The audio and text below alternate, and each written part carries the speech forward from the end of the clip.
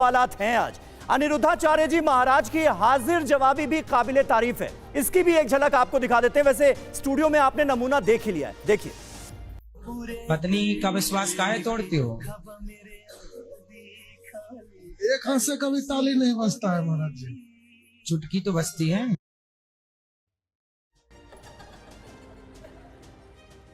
तो सुना आपने। अब अगला सवाल इसी से जुड़ा हुआ और बड़ा आसान सा सवाल है ये। जल्दी से वो सवाल हम डिस्प्ले करते हैं। मुकदमे का अगला सवाल, क्या अनिरुद्धाचार्य जी महाराज हाजिर जवाबी की प्रैक्टिस करते हैं? प्रवचनों से पहले किसी खास तरह की प्रैक्टिस होती है क्या महाराज जी? ऐसी प्रैक्टिस चलती है। आप लोग करा देते हैं प्रैक्टिस।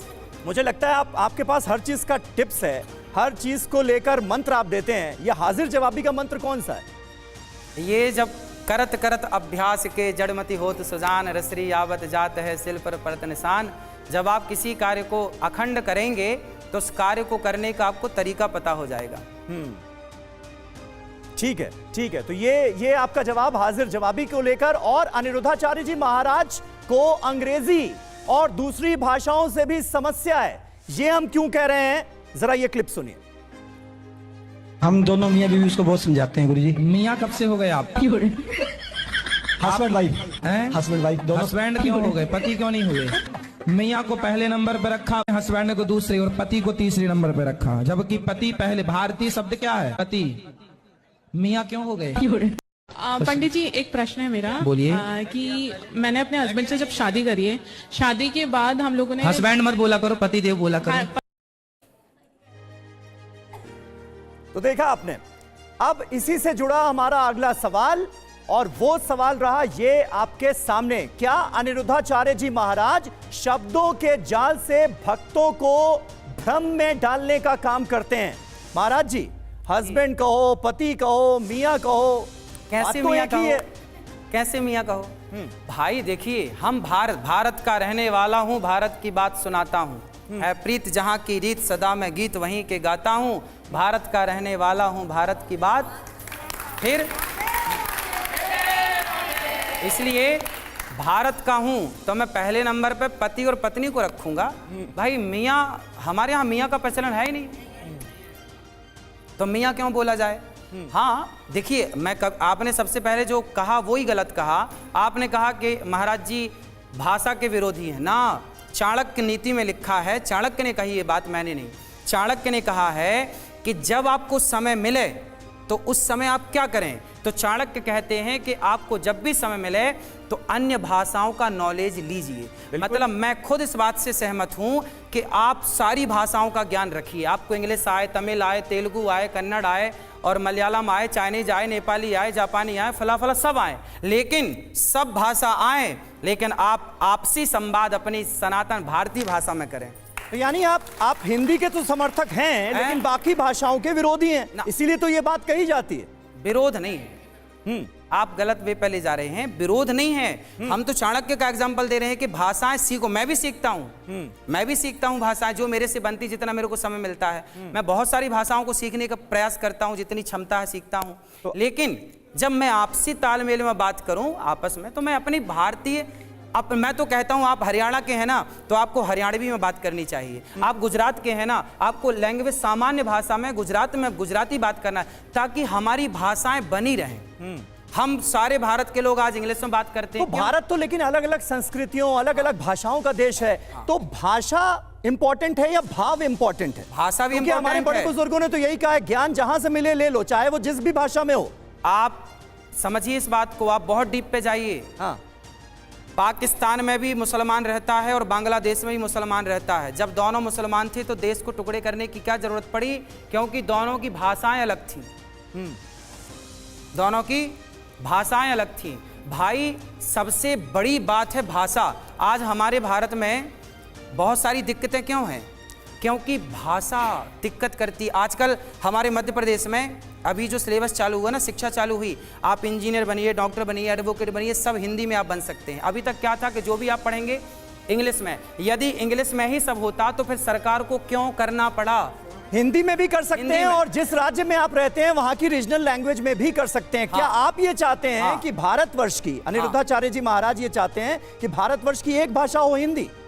देखो अभी मैंने क्या बोला, क्या आप गुजराती हैं तो गुजराती में बोलिए, अभी मैंने बोला। ठीक है, आप मैंने बोला इसी से जुड़ा अगला सवाल जी।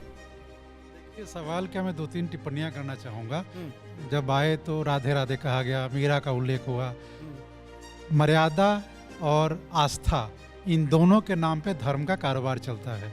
यदि राधे ने, माँ राधे ने अगर मर्यादा मानी होती, मीरा ने मर्यादा मानी होती, तो मीरा का रूप नहीं लेती, राधे का रूप नहीं लेती। मीरा जी की पंक्ति है कि अपने घर का पर्दा कर लो मैं मीरा बोरानी, तो वो दूसरों को चुनौती देती है। मीरा ने सामाजिक मर्यादाओं को चुनौती दी, तब वो आज मीरा है।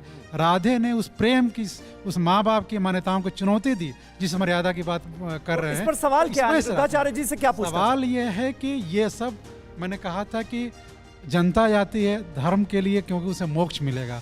धर्म का व्यापार करने वाले लोग इसलिए आते हैं क्योंकि उसे अर्थ मिलेगा, काम मिलेगा।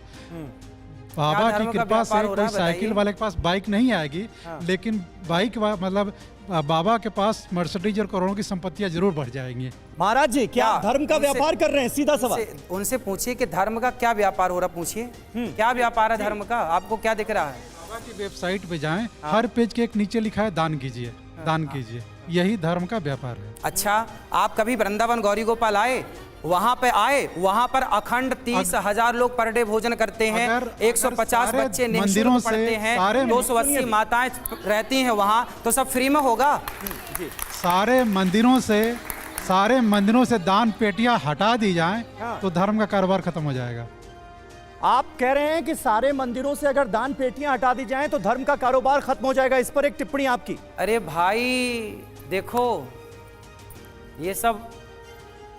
ये सब गुलाम भारत की अभी गुलामी में है, अभी आज़ाद नहीं हुए ये, अभी ये आज़ाद नहीं हुए, ये अभी गुलामी मानसिकता में भारत है। आज़ाद है, ये गुलाम है। भारत आज़ाद है, हम संविधान प्रदत्त देश में रह रहे हैं। अभी सुनो, मैं बताऊं, गुलामी के मानसिकताओं उत्तर दे दूं इनका। धर्म के आधार पे गुलामी वाला दौर खत्म हो गया, अब संविधान की आज़ादी वाला दौर। अभी सुनो,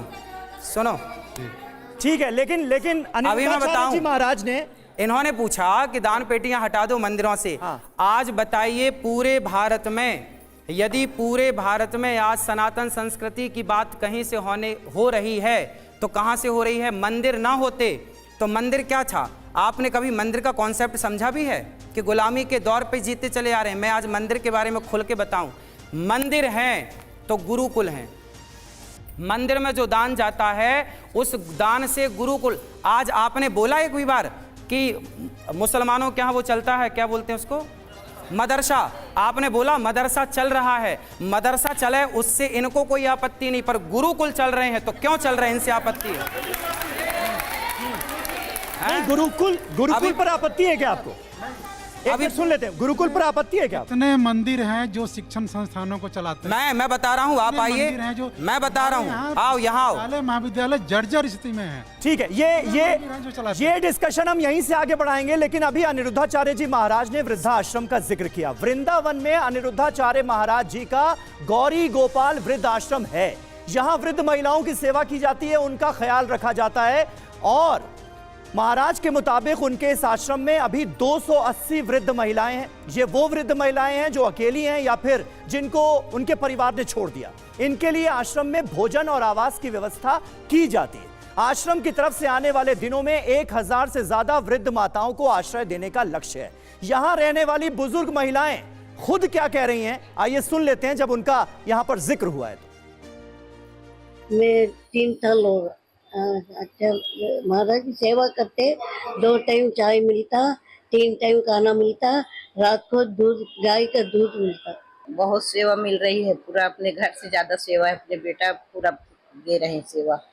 माँ है हम उनकी, बेटा से ज्यादा सेवा करते हैं। सब चीज की सुविधा मिल रही है, खाने पीने रहने के, सब चीज की, कोई चीज की कमी नहीं है। जो महाराज जी सेवा कर रहे हैं ये हमको घर में नसीब नहीं। जो भोजन हमको यहाँ प्राप्त हो रहा है वो घर में नसीब नहीं है। जो दवा हमको यहाँ मिल रही है वो हमको घर में नहीं मिलती। तो ठीक है, हमारे टीवी 9 भारतवर्ष के जो रिपोर्टर थे, यहाँ पर हम बता भी दें अपने दर्शकों के लिए, क्लियर कर दें, वो अचानक पहुंचे थे वृद्धाश्रम में और कुछ जो बूढ़ी माताएं थी उनसे हमारे रिपोर्टर ने बात की और उन्होंने जो कहा वो हमने आपके सामने रख दिया। इस पर अगर आपसे में से कोई रिएक्शन देना। हाँ क्या कहना चाहते हैं आप? अब मेरा प्रश्न ये था कि जैसे आप लोग अभी बता रहे हो कि गुरुजी ने